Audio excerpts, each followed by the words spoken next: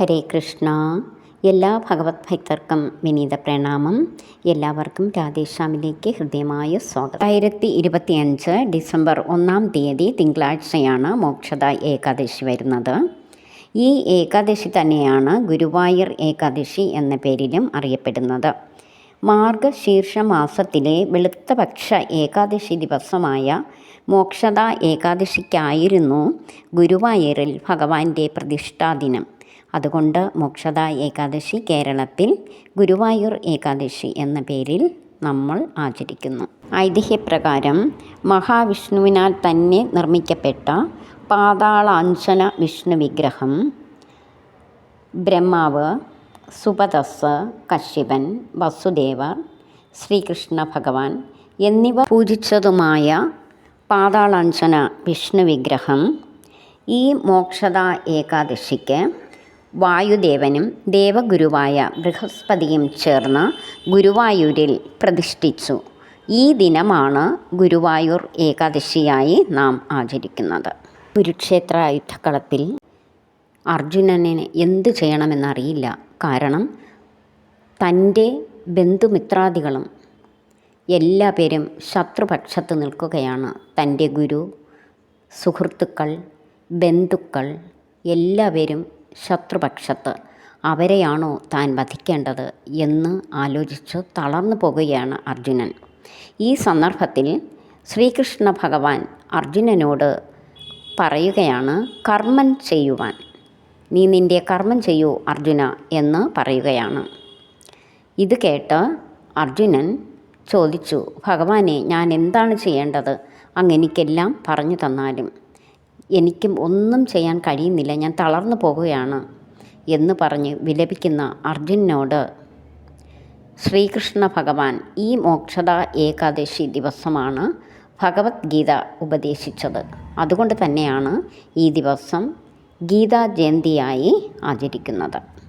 കുരുക്ഷേത്ര യുദ്ധത്തിൽ വിഷമിച്ചു നിൽക്കുന്ന അർജുനനോട് ഭഗവാൻ അധ്യായം 3 കർമ്മയോഗത്തിൽ ശ്ലോകം 8 ഇങ്ങനെ പറയുന്നു: നിയതം കുരു കർമ്മത്വം കർമ്മജായോ ഹ്യ കർമ്മണഃ ശരീരയാത്രാപി ച തേന പ്രസിദ്ധേത കർമ്മണഃ. അല്ലയോ അർജുന, നിനക്ക് വിധിക്കപ്പെട്ട കർമ്മം ചെയ്യുക. നൈഷ്കർമ്മത്തേക്കാൾ ശ്രേഷ്ഠമാണ് കർമ്മം. അതായത് കർമ്മം ചെയ്യാതിരിക്കുന്നതിനേക്കാൾ എത്രയോ ശ്രേഷ്ഠമാണ് കർമ്മം ചെയ്യുന്നത്. കർമ്മം ചെയ്യാതെ സ്വന്തം ശരീരത്തെ നിലനിർത്താൻ പോലും ആർക്കും സാധ്യമല്ല. നീ ഒരു ക്ഷത്രിയനാണ്. ക്ഷത്രിയർക്ക് വിധിച്ചിട്ടുള്ള ചുമതലകൾ നിറവേറ്റണം. നിന്റെ ചുമതലയിൽ ഒന്നാണ് യുദ്ധം ചെയ്യുക എന്നുള്ളത്. ശ്ലോകം 9 കർമ്മയോഗത്തിൽ ശ്ലോകം 9 ഭഗവാൻ ഇപ്രകാരം പറയുന്നു: യജ്ഞാർത്ഥാത് കർമ്മണോന്യത്ര ലോകോയം കർമ്മബന്ധനഃ തദർത്ഥം കർമ്മ കൗന്ദേയ മുക്തസംഗസമാചര. അതായത് നമ്മൾ ചെയ്യുന്ന ഓരോ കർമ്മവും വിഷ്ണു ഭഗവാനായുള്ള യജ്ഞമെന്ന നിലയിൽ അനുഷ്ഠിക്കേണ്ടതാണ്. അല്ലെങ്കിൽ അത് മനുഷ്യനെ ഭൗതിക ലോകത്തോട് കൂടുതൽ ബന്ധിക്കുകയേ ഉള്ളൂ. അതുകൊണ്ട് കുന്തിപുത്ര, നിൻ്റെ നിർദ്ദിഷ്ട കർമ്മങ്ങളെ ഭഗവാന്റെ സംതൃപ്തിക്കായി നിർവഹിക്കൂ. അങ്ങനെ ചെയ്താൽ നിനക്ക് എന്നെന്നും ബന്ധമുക്തനായിരിക്കാം. ഈ ഭൗതിക ലോകത്തിൽ ഓരോരുത്തർക്കും ഏതെങ്കിലും ചില കർമ്മങ്ങൾ ചെയ്യേണ്ടതുണ്ട്. എന്നാൽ കർമ്മങ്ങൾക്ക് ഒരു വ്യക്തിയെ ഈ ലോകവുമായി ബന്ധിപ്പിക്കുകയോ അതിൽ നിന്ന് മോചിപ്പിക്കുകയോ ചെയ്യാനാവും. ഭഗവത് പ്രീതിക്കായി സ്വാർത്ഥ മോഹങ്ങൾ കൂടാതെ കർമ്മം ചെയ്യുന്നത് കൊണ്ട് ഒരു വ്യക്തിക്ക് കർമ്മത്തിൻ്റെ നിയമത്തിൽ നിന്ന് മുക്തനാവുകയും തന്നെപ്പറ്റിയും ഭഗവാനെപ്പറ്റിയുമുള്ള ആധ്യാത്മിക ജ്ഞാനം നേടുവാനും സാധിക്കും. ഇതെല്ലാം കർമ്മയോഗം ഭഗവത്ഗീതയിലെ അധ്യായം 3 കർമ്മയോഗത്തിൽ പറയുന്നതാണ്. നമ്മൾ ഏത് വിധത്തിൽ കർമ്മം അനുഷ്ഠിക്കണമെന്ന്. ഭഗവത്ഗീത എന്ന ഈ യോഗ പദ്ധതി ഞാൻ ആദ്യം സൂര്യദേവന് ഉപദേശിച്ചു. സൂര്യദേവൻ അത് മനുവിന് വിവരിച്ചു കൊടുത്തു. മനു ഇക്ഷ്വാകുവിന് പറഞ്ഞു കൊടുത്തതായും അങ്ങനെ ശിഷ്യ പരമ്പരയിലൂടെ ഒരാളിൽ നിന്ന് മറ്റൊരാളിലേക്ക് എന്ന ക്രമത്തിൽ കൈമാറ്റം ചെയ്തതായും അർജുനനെ ഭഗവാൻ അറിയിക്കുന്നു. എന്നാൽ കാലക്രമത്തിൽ അത് നഷ്ടമായി. തന്മൂലം ഭഗവാൻ അത് വീണ്ടും ഉപദേശിക്കേണ്ടി വന്നു. ഇപ്പോഴത് അർജുനന് ഉപദേശിക്കുന്നത് കുരുക്ഷേത്ര യുദ്ധക്കളത്തിൽ വെച്ചാണ്. അങ്ങനെ ഭഗവാൻ ഇപ്രകാരം ചിന്തിച്ചു: തൻ്റെ ഗീതോപദേശങ്ങൾ വീണ്ടും അർജുനനിലൂടെ പ്രസരിക്കണം. അങ്ങനെ അതെല്ലാ ഭക്തരിലേക്കും എത്തണമെന്ന് ഭഗവാൻ ആഗ്രഹിച്ചു. ഈ ഗീതാ ജയന്തി ദിനത്തിൽ നമ്മൾ ഭക്തരായ ആർക്കെങ്കിലും ശ്രീമദ് ഭഗവത്ഗീത ദാനം ചെയ്യുകയാണെങ്കിൽ അത് വളരെ പുണ്യമാണ്. ഇനി നമുക്ക് ഏകാദശി തിഥി ആരംഭിക്കുന്നത് എപ്പോഴാണെന്ന് നോക്കാം. ഏകാദശി തിഥി ആരംഭിക്കുന്നത് ദശമി ദിവസം രാത്രി 9:29 മുതൽ പിറ്റേ ദിവസം, അതായത് ഏകാദശി ദിവസം രാത്രി 7:01 വരെയാണ്. ഇനി നമുക്ക് ഹരിവാസര സമയം നോക്കാം. ലക്ഷ്മി സമേതനായ ഭഗവാന്റെ സാന്നിധ്യം ഭൂമിയിൽ ഏറ്റവും കൂടുതലുള്ള സമയമാണ് ഹരിവാസരം എന്ന് പറയുന്നത്. ഹരിവാസര സമയം ഡിസംബർ 1-ാം തീയതി, അതായത് ഏകാദശി ദിവസം പകൽ 1:33 മുതൽ രാത്രി 12:10 വരെയാണ് ഹരിവാസര സമയം. ഈ സമയത്ത് ഉപവാസം അനുഷ്ഠിക്കുവാൻ സാധിക്കുന്നവർക്കെല്ലാം തന്നെ ജലം മാത്രം സേവിച്ചുകൊണ്ട് ഉപവാസം അനുഷ്ഠിക്കാവുന്നതാണ്. അല്ലെങ്കിൽ നമുക്ക് കഴിയുന്ന രീതിയിൽ വ്രതം നോറ്റുകൊണ്ട് നമുക്ക് ഉപവാസമായി ഇരിക്കാവുന്നതാണ്. ഈ സമയത്ത് ഭഗവത് നാമങ്ങൾ ജപിച്ചുകൊണ്ട്, ഹരേ കൃഷ്ണ മഹാമന്ത്രം ജപിച്ചുകൊണ്ട് ഭഗവാനോട് നമുക്ക് പ്രാർത്ഥിക്കാം. ഇനി വ്രതം എങ്ങനെ അനുഷ്ഠിക്കണമെന്നും വ്രതത്തിന് എന്തെല്ലാം ഭക്ഷണങ്ങൾ കഴിക്കാമെന്നും നമുക്ക് നോക്കാം. ഏകാദശി വ്രതഭക്ഷണത്തെക്കുറിച്ച് എല്ലാവർക്കും അറിയാവുന്നതാണ്. എന്നാലും പുതിയതായി ആരെങ്കിലും എൻ്റെ വീഡിയോ കാണുകയാണെങ്കിൽ അവർക്ക് വേണ്ടിയാണിത് പറയുന്നത്. 3 ദിവസങ്ങളിലായാണ് ഏകാദശിയുടെ വ്രതം വരുന്നത്. ദശമി ദിവസം, അതായത് നവംബർ 30-ാം തീയതി ദശമിയാണ്. അന്ന് ഒരിക്കലൂണാണ്. രാവിലെയും രാത്രിയും, രാത്രി എന്ന് പറയുമ്പോൾ 5 മണിക്ക് അകം കഴിക്കുന്നതായിരിക്കും ഏറ്റവും നല്ലത്.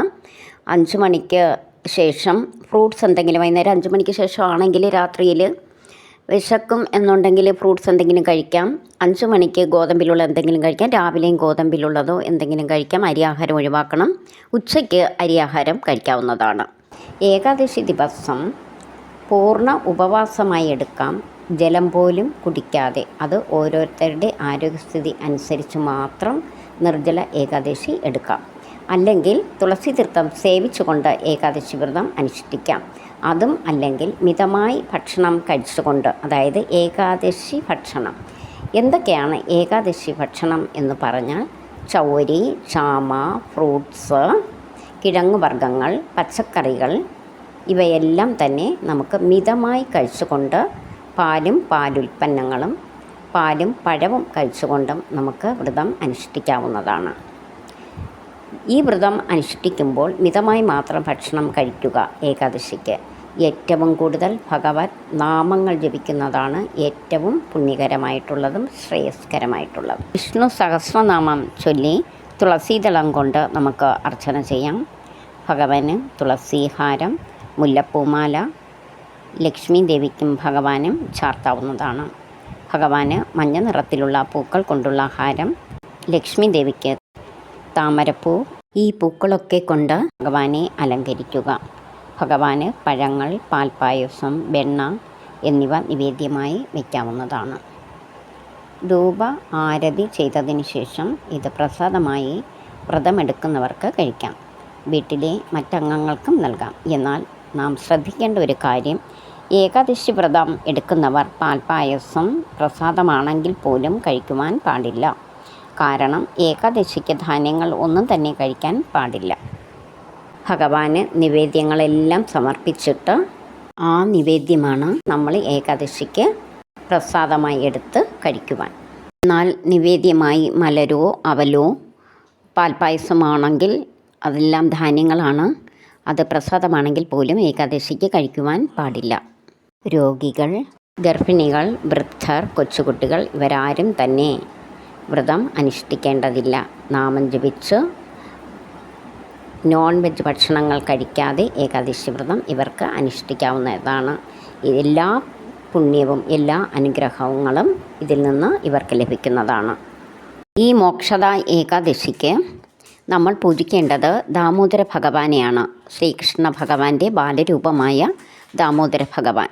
ദാമോദര മാസത്തിൽ ഭഗവാന്റെ ദാമോദര ഭഗവാനെക്കുറിച്ചുള്ള കഥ ഞാൻ വീഡിയോ ഇട്ടിട്ടുണ്ട്. നിങ്ങൾ അതിൽ പോയി അത് കേൾക്കുക. ആ കഥയും ഈ ഏകാദശി കേൾക്കുന്നത് വളരെ നല്ലതാണ്. ദാമോദരാഷ്ടകം ഞാൻ ചൊല്ലിയിട്ടിട്ടുണ്ട്. ആ ദാമോദരാഷ്ടകവും നിങ്ങൾ വീഡിയോ പ്ലേ ചെയ്ത് കേൾക്കുക. നിങ്ങൾക്ക് ചൊല്ലാൻ അറിയാമെങ്കിൽ ചൊല്ലുക. അത് വളരെ നല്ലതാണ്. ദാമോദരാഷ്ടകം ചൊല്ലിക്കഴിഞ്ഞിട്ട് ഓം ദാമോദരായ നമ എന്ന് 108 പ്രാവശ്യം ജപിക്കേണ്ടതാണ്. പീരീഡ്സ് സമയത്തും പുലവാലായ്മ ഉള്ള സമയത്തും ഓം വെച്ചുള്ള യാതൊരുവിധ മന്ത്രങ്ങളും നമ്മൾ ജപിക്കുവാൻ പാടില്ല. ഇനി വ്രതകഥ നോക്കാം. ഈ വ്രതകഥയെക്കുറിച്ച് ബ്രഹ്മപുരാണത്തിലും പത്മപുരാണത്തിലും പറയുന്നുണ്ട്. യുധിഷ്ഠിരൻ ശ്രീകൃഷ്ണ ഭഗവാനോട് ഇപ്രകാരം ചോദിച്ചു: അല്ലയോ ഭഗവാനെ, ഈ മാർഗശീർഷ മാസത്തിലെ ശുക്ലപക്ഷ ഏകാദശിയുടെ പേരെന്താണ്? ഈ ഏകാദശിയുടെ പ്രാധാന്യം എന്ത്? ഇതിൻ്റെ വ്രതകഥ എന്താണ്? എന്നിവയെല്ലാം അങ്ങെനിക്ക് വിശദമായി പറഞ്ഞു തന്നാലും. ഹേ യുധിഷ്ഠിര, ഈ മാർഗശീർഷ മാസത്തിലെ വെളുത്തപക്ഷ ഏകാദശി മോക്ഷദ ഏകാദശി എന്നാണ് അറിയപ്പെടുന്നത്. പേരുപോലെ തന്നെ മോക്ഷം ആഗ്രഹിക്കുന്ന ഭക്തന് മോക്ഷം ലഭിക്കുന്നു.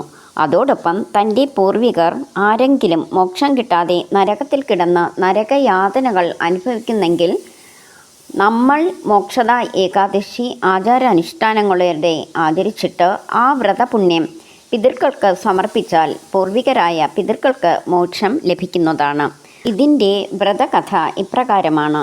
പണ്ടൊരിക്കൽ ചമ്പാപുരി എന്ന നഗരത്തിൽ ഒരു നിഷ്കളങ്കനും സത്യസന്ധനുമായ ഒരു രാജാവ് ഉണ്ടായിരുന്നു. വൈഖാനസൻ എന്നായിരുന്നു രാജാവിൻ്റെ പേര്. അദ്ദേഹം ധർമ്മിഷ്ഠനും പ്രജാതൽപരനുമായിരുന്നു. ഒരു ദിവസം അദ്ദേഹം ഒരു സ്വപ്നം കണ്ടു. തൻ്റെ പിതാവ് നരകത്തിൽ കിടന്ന് നരകയാതനകൾ അനുഭവിക്കുന്നതായി. ഇതിൽ വിഷമിച്ച രാജാവ് ബ്രാഹ്മണ ശ്രേഷ്ഠരോട് അന്വേഷിച്ചു, എന്താണ് ഈ സ്വപ്നത്തിൻ്റെ അർത്ഥം?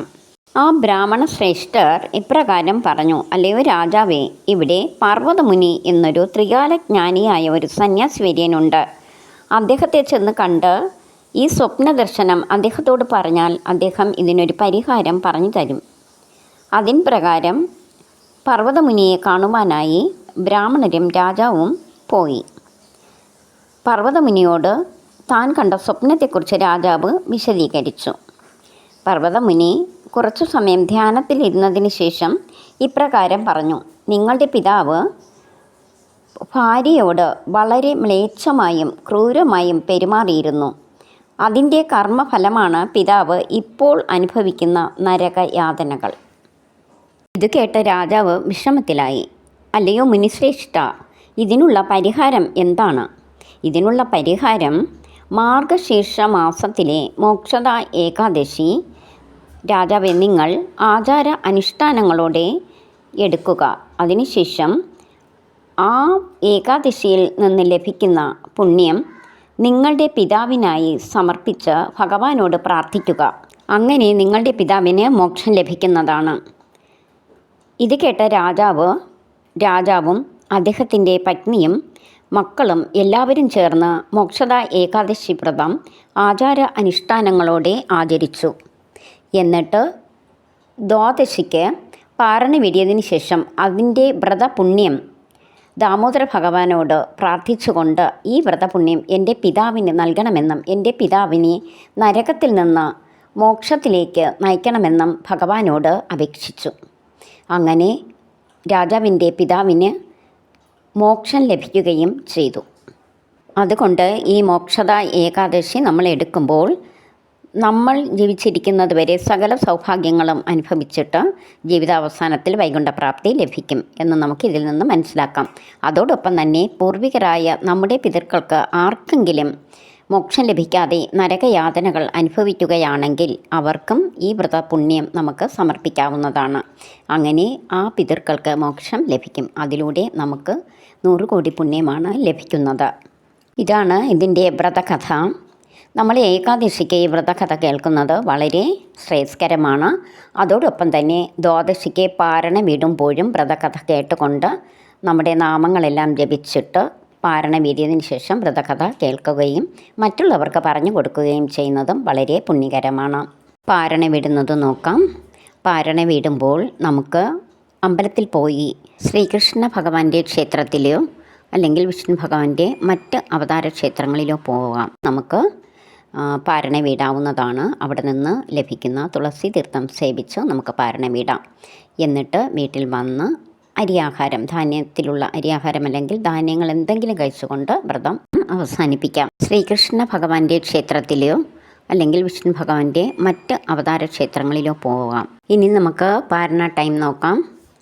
പാരണ വിടുന്നത് വ്രതം അവസാനിപ്പിക്കുന്നതാണ്. നമുക്ക് വീട്ടിലിരുന്നും പാരണ വിടാവുന്നതാണ്.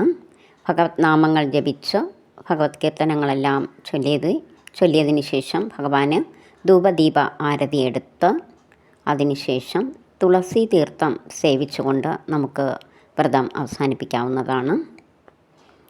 പുലവാലായ്മ, പീരീഡ്സ് എന്നിവ ഉള്ളവർ ജലം മാത്രം സേവിച്ചുകൊണ്ട് വ്രതം അവസാനിപ്പിക്കാവുന്നതാണ്. ഡിസംബർ 1-ാം തീയതി ഏകാദശിയും 2-ാം തീയതിയാണ് പാരണ വിടുന്നത്. 2-ാം തീയതി രാവിലെയാണ്. സമയം ഞാൻ പറയുന്നുണ്ട്. പാരണ ടൈം കേരളത്തിൽ 6:22-നും 10:13-നും ഇടയ്ക്ക്. നമുക്ക് 6:22 എന്ന് പറയുമ്പോൾ ഷാർപ്പ് 6:22-ന് തന്നെ പാരണ വിടണ്ട, കുറച്ച് കഴിഞ്ഞിട്ട് പാരണ വിടുന്നതായിരിക്കും ഏറ്റവും നല്ലത്. തമിഴ്നാട് 6:16-നും 10:04-നും ഇടയ്ക്ക്. ആന്ധ്രാപ്രദേശ് 6:20, 10:08. ഗോവ 6:46, 10:31. ഗുജറാത്ത് 7:15, 10:51. ഡൽഹി 6:57, 10:26. പഞ്ചാബ് 7:13, 10:38. ആൻഡമാൻ നിക്കോബാർ ദ്വീപ് 5:24, 9:14. UK മാഞ്ചസ്റ്റർ 8:04-നും 10:27-നും ഇടയ്ക്ക്. സിംഗപ്പൂർ 5:52-നും 10:54-നും ഇടയ്ക്ക്. മലേഷ്യ 7:04-നും 11:03-നും ഇടയ്ക്ക്. ഇതാണ് പാരണ ടൈം. പാരണ വരുന്ന ദിവസം നിങ്ങൾക്കറിയാം, ഡിസംബർ 2-ാം തീയതിയാണ് രാവിലെ.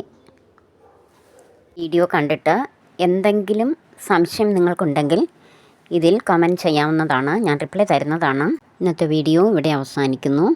നിങ്ങളെല്ലാവരും നിങ്ങൾക്ക് കഴിയുന്ന രീതിയിൽ ഈ ഏകാദശി വ്രതം അനുഷ്ഠിക്കുക. എല്ലാവർക്കും ഭഗവാന്റെ അനുഗ്രഹം ഉണ്ടാകട്ടെ എന്ന് പ്രാർത്ഥിക്കുന്നു. ഇനി അടുത്ത വീഡിയോയിൽ കാണാം. എല്ലാവർക്കും നല്ല ദിവസം ആശംസിക്കുന്നു. ഹരേ കൃഷ്ണ.